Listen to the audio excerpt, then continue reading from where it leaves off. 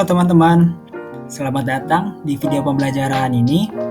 Jadi, dalam video pembelajaran ini, kita akan membahas mata kuliah Persepsi Desain Pesan dengan membahas salah satu materinya, yaitu belajar dan pembelajaran. Video pembelajaran ini ditujukan untuk mahasiswa semester 1 program studi teknologi pendidikan. Nah, tanpa lama lagi, yuk langsung saja kita mulai. Ya, sebelum kita lanjut ke pembahasan isi materi, kita ketahui dulu nih tujuan pembelajaran dari video pembelajaran ini. Jadi, setelah menyimak video pembelajaran ini sampai habis, kamu diharapkan mampu, pertama, memahami pengertian belajar beserta dari beberapa ahlinya. Kedua, memahami pengertian pembelajaran beserta dari beberapa ahlinya. Dan ketiga, mengklasifikasikan contoh kegiatan belajar dan pembelajaran dalam kehidupan sehari-hari. Ya, dalam video pembelajaran ini akan ada 3 pokok bahasan nih teman-teman. Yang pertama yaitu pengertian belajar dan menurut para ahli. Kedua, pengertian pembelajaran dan menurut para ahli. Dan terakhir yaitu contoh kegiatan belajar dan pembelajaran. Nah, yuk langsung saja kita masuk ke materinya.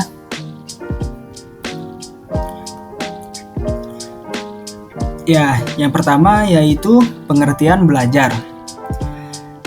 Belajar adalah individu yang sedang berproses dalam memperoleh perubahan tingkah laku, baik dalam bentuk keterampilan, pengetahuan, sikap, dan nilai positif sebagai sebuah pengalaman dari materi-materi yang sudah diamati, dianalisis, dan dipraktikkan.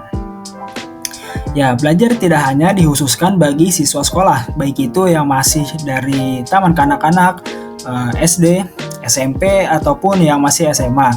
Namun, kegiatan belajar ini merupakan sebuah aktivitas yang berlaku secara luas bagi siapapun yang ingin meningkatkan kualitas diri.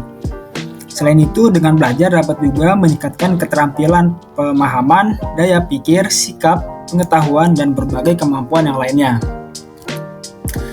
Ya, kegiatan belajar ini juga dikatakan baik apabila keaktifan jasmani maupun mental seseorang semakin tinggi. Sebaliknya, meskipun seseorang dikatakan belajar, namun jika keaktifan jasmaniah dan mentalnya rendah, berarti kegiatan belajar tersebut tidak secara nyata memahami bahwa dirinya melakukan kegiatan belajar.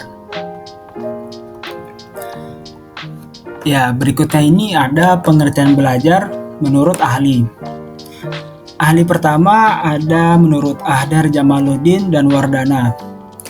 Menurutnya, belajar dapat diartikan sebagai segala kegiatan yang berhubungan dengan pemikiran dan kondisi emosi seseorang atau psikis yang dilakukan oleh setiap individu dengan harapan tingkah lakunya dapat berbeda dari sebelum belajar dan sesudah belajar. Ahli kedua yaitu menurut M. Sobri Sutikno, belajar juga dapat berarti suatu proses usaha yang dilakukan seorang untuk mendapatkan beberapa perubahan yang baru bagi dirinya sebagai hasil pengalaman yang didapat dari interaksi dengan lingkungannya.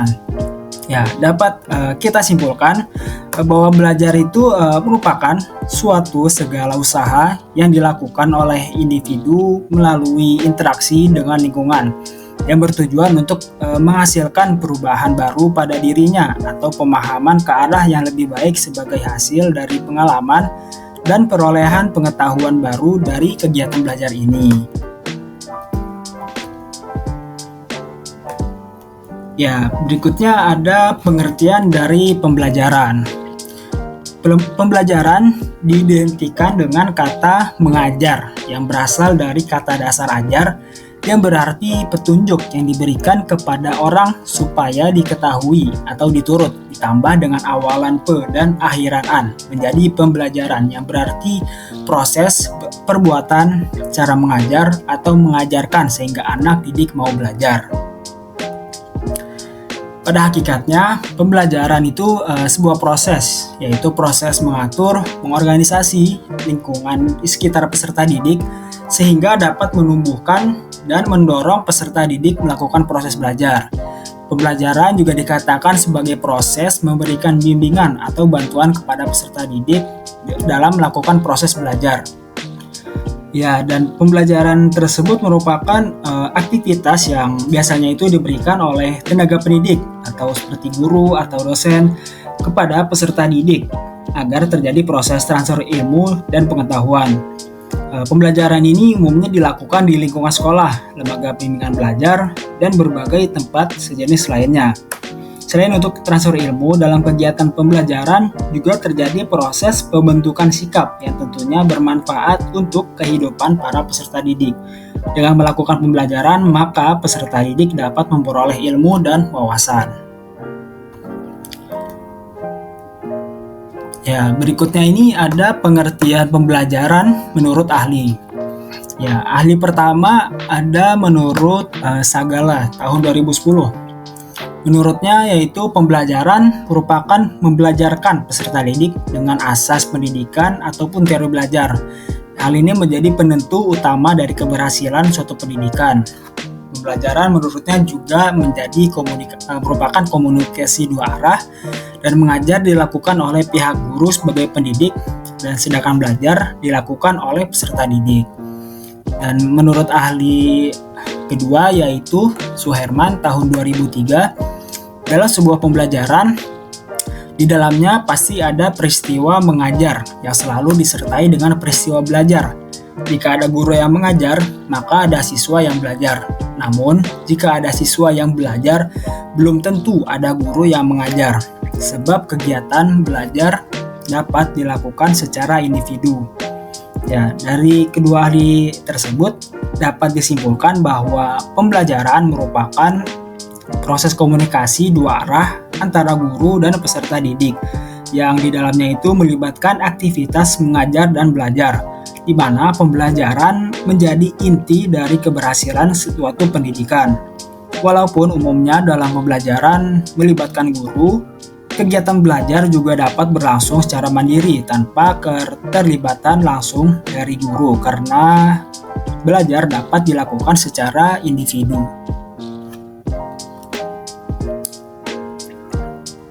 Ya, selanjutnya ini ada contoh dari kegiatan belajar dan pembelajaran. Ya, keduanya merupakan dua hal yang berbeda ya, teman-teman. Ya, contoh kegiatan belajar yang pertama ada menonton video pembelajaran. Ya, dengan menonton video pembelajaran menjadi salah satu cara untuk membuat belajar menjadi lebih menarik dan menyenangkan. Ya, dengan menonton video pembelajaran yang menggunakan audio dan visual di dalamnya akan lebih mudah untuk dimengerti dibandingkan untuk belajar dengan membaca atau mendengar saja. Selanjutnya, contoh kegiatan belajar kedua ada mengerjakan latihan soal. Mengerjakan sebuah latihan soal dengan menggunakan modul ataupun lembar kerja soal atau dapat menggunakan aplikasi edukasi lainnya dengan online. Kegiatan ini dapat membantu siswa untuk memahami konsep atau materi pembelajaran secara optimal. Kemudian contoh kegiatan belajar ketiga ada membuat resume.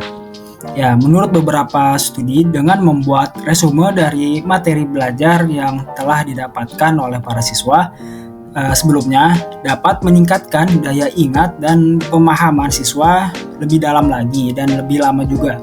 Melalui aktivitas membuat resume, para siswa menjadi seperti diajak untuk fokus membaca dan memahami isi dari materi pembelajaran. Dengan begitu, mereka akan lebih mudah dalam mengingat materi yang akan dicatat. Oke, tadi merupakan contoh kegiatan belajar. Berikutnya ini adalah contoh kegiatan dari pembelajaran.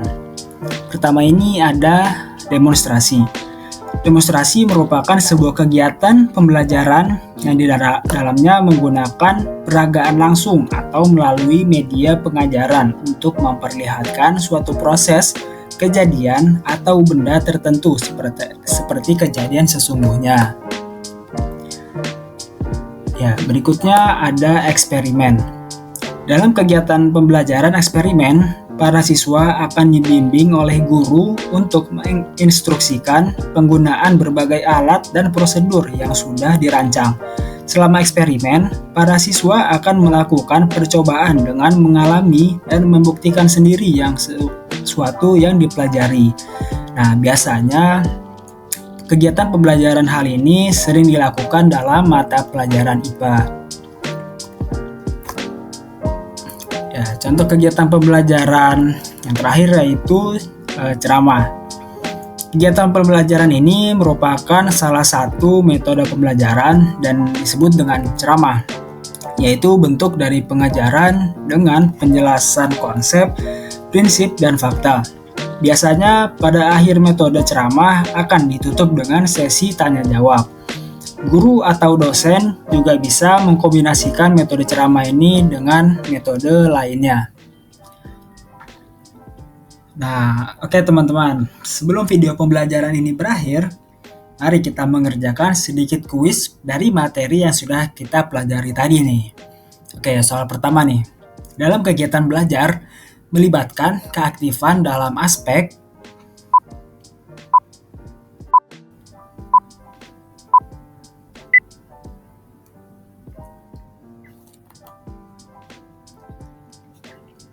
jasmani dan mental. Dalam proses belajar, penting adanya keaktifan fisik, misalnya saat berdiskusi atau praktik, dan juga mental atau seperti berpikir dan memahami, karena tanpa keaktifan tersebut belajar menjadi tidak optimal. Oke, lanjut soal kedua, yaitu di bawah ini yang termasuk ke dalam kegiatan pembelajaran, yaitu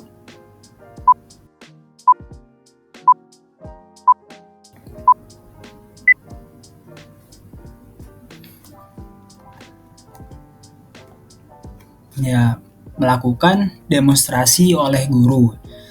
Demonstrasi adalah metode pembelajaran di mana guru memperagakan sesuatu untuk mempermudah pemahaman siswa. Ini merupakan bagian dari kegiatan mengajar dalam proses pembelajaran. Demonstrasi juga merupakan salah satu komunikasi dua arah. Oke.